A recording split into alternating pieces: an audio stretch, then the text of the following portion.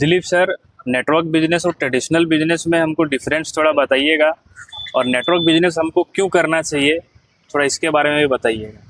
देखिए आनंद जी, बिल्कुल network business क्यों करना चाहिए मैं आपको बताना चाहता हूँ। जी कोई भी प्रोडक्ट अगर मैन्युफैक्चर होता है ना, जी तो वो कस्टमर के लिए बनता है, ये आपको भी पता है। जी सर।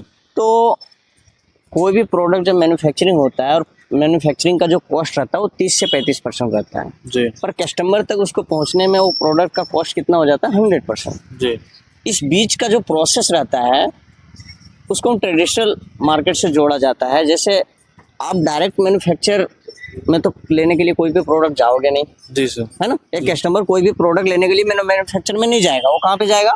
एक रिटेल दुकान में जाएगा। जी और रिटेल वाला भी डायरेक्ट मैन्युफैक्चरिंग से लाता नहीं जी। है, वो कहाँ से जाता है?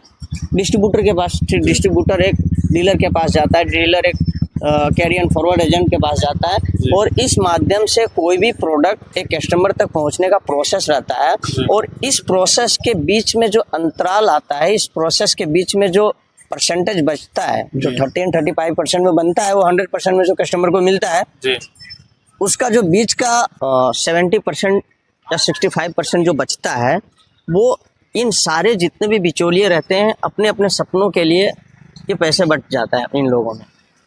नेटवर्क बिजनेस में ये होता है कि भाई कोई भी प्रोडक्ट का मैन्युफैक्चरिंग होता है और वहाँ पे एक डायरेक्ट सेलिंग कंपनियाँ आती है और डायरेक्ट कस्टमर को उस प्रोडक्ट को रिकमेंडेशन कर देती है, और डायरेक्ट सेलिंग कंपनियाँ एक बेहतरीन लीडर के साथ में जुड़ जाती है, और वो लीडर उस प्रोडक्ट को सेल करती है, और वहाँ पे जो 70% एंड 65% जो बचता था वो उन लोगों में ना जा करके डायरेक्ट सेलर लीडर को जाता है। ये प्रोसेस होता है डायरेक्ट सेलिंग बिजनेस का, ये प्रोसेस होता है नेटवर्क बिजनेस का, जबकि ट्रेडिशनल बिजनेस में बिल्कुल अंतर है, आप पूरा देखे होंगे। तो आनंद जी, बात ऐसा है कि इसीलिए करना चाहिए जी नेटवर्क बिजनेस, जी सर। क्योंकि आपकी खुद की कमाई हुई पैसे जी दूसरे में ना बटे, जी। आपकी खुद की हुई मेहनत से कमाया हुआ पैसा दूसरे लोग ना खाएं, वो पैसा रिटर्न में आपको ही आके मिले।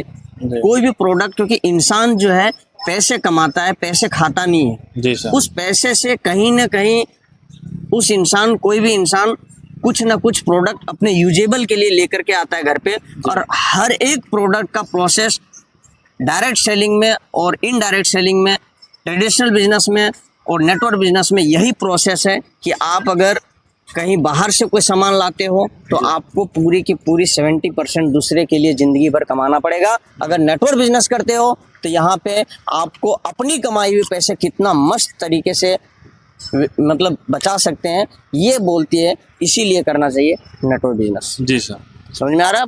Yes sir. ठीक है।